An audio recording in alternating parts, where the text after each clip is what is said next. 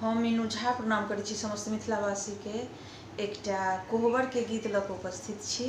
नीक लागत लाइक शेयर जरूर करब। धन्यवाद। जय मिथिला, जय मैथिली। फूल सौंदी है कोहबर के सजा गे मलिनिया, दुल्हिन एलखिन कमाल गे। फूल सौंदी है कोहबर के सजा गे मलिनिया, दुल्हिन एलखिन कमाल। ताही कोहबर सूत गेला रामचंद्र सन दुल्हा गे, रामचंद्र सन दुल्हा। ताही कोहबर सूत गेला रामचंद्र सन दुल्हा गे, रामचंद्र सन दुल्हा। सिया सुहबे बेनिया डोलाबै गे मलिनिया, दुल्हिन एलखिन कमाल। फूल सौंदी है कोहबर के सजा गे मलिनिया, दुल्हिन एलखिन कमाल। अब नहीं बेनिया डोलायब रघुबर पड़ल कलाई मोच गे, पड़ल कलाई मोच।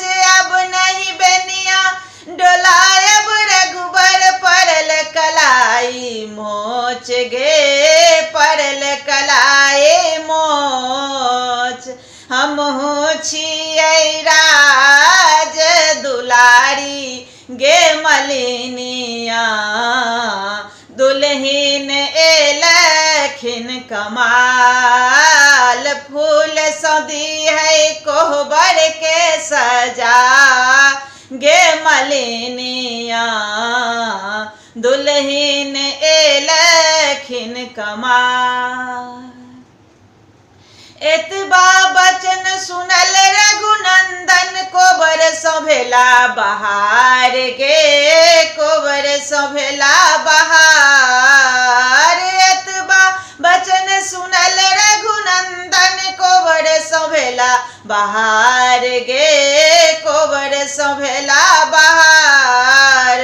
घोड़ा पीठ भेला सवार गे मलिनिया, दुल्हिन एलखिन कमाल। फूल सौंदी है कोहबर के सजा गे मलिनिया, दुल्हिन एलखिन कमाल। हमरा छोड़ के कहाँ जाइ छी आहाँ रघुनंदन जे, आहाँ रघुनंदन जे। हमरा छोड़ के कहाँ आहाँ जाइ छी रघुनंदन जे, जाइ छी रघुनंदन जे। हमहु छियै जनक दुलारी गे मलिनिया, दुल्हिन एलखिन कमाल। फूल सौंदी है कोहबर के सजा गे मलिनिया, दुल्हिन एलखिन कमाल।